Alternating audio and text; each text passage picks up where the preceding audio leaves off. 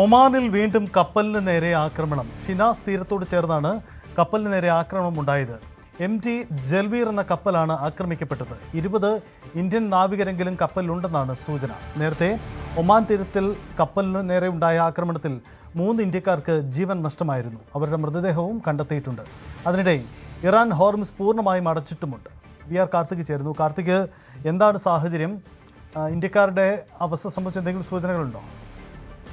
Indian embassy ഇപ്പോൾ പുറത്തുവിടുന്ന വിവരങ്ങൾ മാത്രമാണ് ഉള്ളത്. അതായത് MT ജൽവീർ എന്ന ഈ ആക്രമണം നടന്ന കപ്പലിൽ അതിൽ ഉണ്ടായിരുന്ന നാവികരെ മാറ്റുന്നു എന്ന വിവരം ഔദ്യോഗികമായി അവരുടെ എക്സിൽ സ്ഥിരീകരിച്ചിരിക്കുന്നു. അതായത് 4 ദിവസത്തിനിടെ ഇന്ത്യൻ നാവികർ സഞ്ചരിച്ച 3ാമത്തെ കപ്പലാണ് ആക്രമിക്കപ്പെടുന്നത് എന്ന ആശങ്കാജനകമായ വാർത്തകളാണ് ഒമാനിൽ നിന്ന് പുറത്തു വരുന്നത്. ഒമാനിൽ വീണ്ടും കപ്പലിന് നേരെ ആക്രമണമുണ്ടായിരിക്കുന്നു. ഇന്ന് രാവിലെയാണ് ഈ കപ്പലിന് നേരെ ആക്രമണമുണ്ടായത്.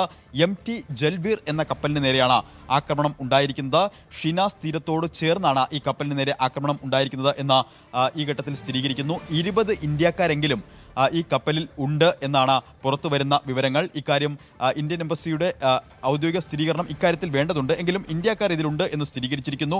അവരെ ഷിനാസ് തീരത്തേക്ക് മാറ്റാനുള്ള നടപടികൾ പുരോഗമിക്കുന്നു എന്നാണ് ഇന്ത്യൻ എംബസി ഇപ്പോൾ പുറത്തുവിടുന്ന വിവരം. നേരത്തെ ഒമാൻ തീരത്ത് US-ന്റെ ആക്രമണത്തിൽ കാണാതായ 3 ഇന്ത്യൻ നാവികർ മരിച്ചെന്ന് സ്ഥിരീകരണം വന്നിരുന്നു. അവരുടെ മൃതദേഹം കണ്ടെത്തിയെന്ന് കേന്ദ്ര മന്ത്രാലയം സ്ഥിരീകരിച്ചു. ഇതിന് പിന്നാലെയാണ് ആശങ്കപ്പെടുത്തുന്ന മറ്റൊരു വിവരം കൂടി പുറത്തു വരുന്നത്. രാവിലെയാണ് ഇത്തരത്തിൽ ആക്രമണമുണ്ടായത്. അത് ഷിനാസ് തീരത്തോട് ചേർന്നാണ് ആക്രമണം.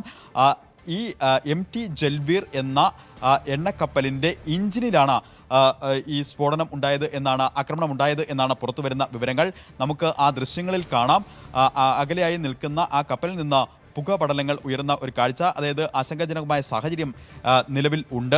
അതിൽ നിന്നും നാവികരെ മാറ്റി തുടങ്ങി എന്ന സ്ഥിരീകരിച്ച വിവരങ്ങൾ ഈ ഘട്ടത്തിൽ പുറത്തു വരുന്നുണ്ട്.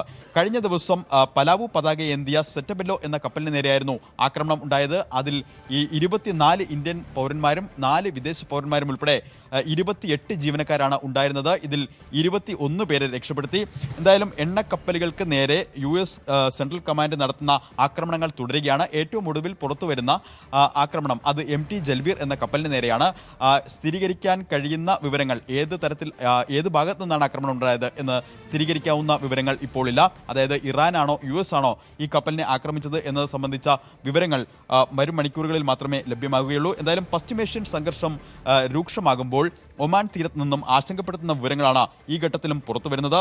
ബഹ്റിനിലും കുവൈറ്റിലും ജോർദാനിലും US സൈനിക താവളങ്ങൾക്ക് നേരെ ഇറാൻ ആക്രമണമുണ്ടായത്.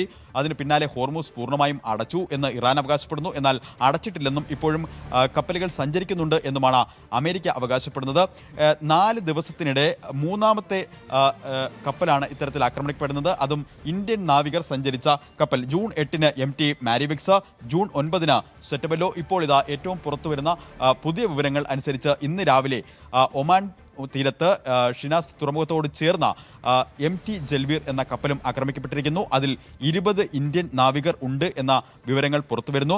ഇവരെ ഷിനാസ് തീരത്തേക്ക് മാറ്റാനുള്ള നടപടികൾ, രക്ഷാപ്രവർത്തനം തുടരുകയാണ് എന്ന് ഒമാനിലെ ഇന്ത്യൻ എംബസിയും സ്ഥിരീകരിക്കുന്നു. സജിത്ത്, ആശങ്കപ്പെടുന്ന സാഹചര്യമാണ് പശ്ചിമേഷ്യയിൽ നിന്നും ഉണ്ടാകുന്നത്. ഇന്ത്യക്കാരാണ് ഈ കപ്പലിലുള്ളത് എന്നതുകൊണ്ടുകൂടിയാണ്. എന്തായാലും കേന്ദ്ര സർക്കാരിൻ്റെ കൂടുതൽ വിശദീകരണങ്ങൾ പുറത്തു വരുമെന്ന് കരുതാം.